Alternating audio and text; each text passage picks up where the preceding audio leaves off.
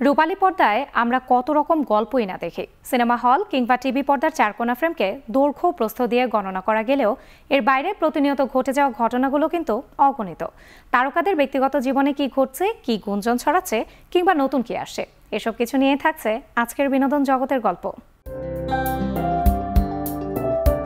রাজস্থানী লেহেঙ্গায় বিশ্বখ্যাত পুতুল বারবির নতুন মডেল উন্মোচন করেছেন ভারতীয় তারকা ডিজাইনার অনিতা ডোংরে। দিওয়ালি উৎসবকে স্মরণ করে বারবির নতুন এই ডিজাইনটি উন্মোচন করেন তিনি। দিওয়ালি, আলোর উৎসব, অন্ধকারের ওপর আলোর বিজয়কে চিহ্নিত করে এই পুতুল। 4 অক্টোবর থেকে পুতুলটি বাজারে ছাড়া হয়।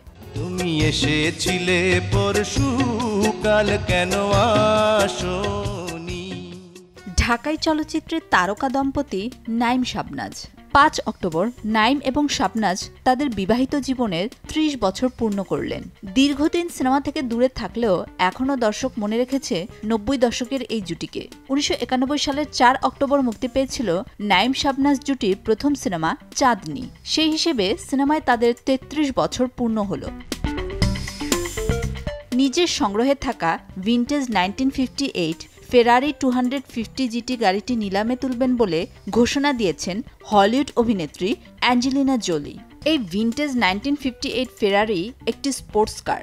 গাড়িটি 14, 16 এবং 20 নভেম্বর ক্রিস্টিসের প্যারিস শোরুমে জনসাধারণের জন্য উন্মুক্ত রাখা হবে। এরপরই নিলামে উঠবে গাড়িটি। তবে অ্যাঞ্জেলিনা জোলি কেন তার সংগ্রহে থাকা এই গাড়িটি নিলামে তুলতে যাচ্ছেন সে বিষয়ে কিছু জানা যায়নি।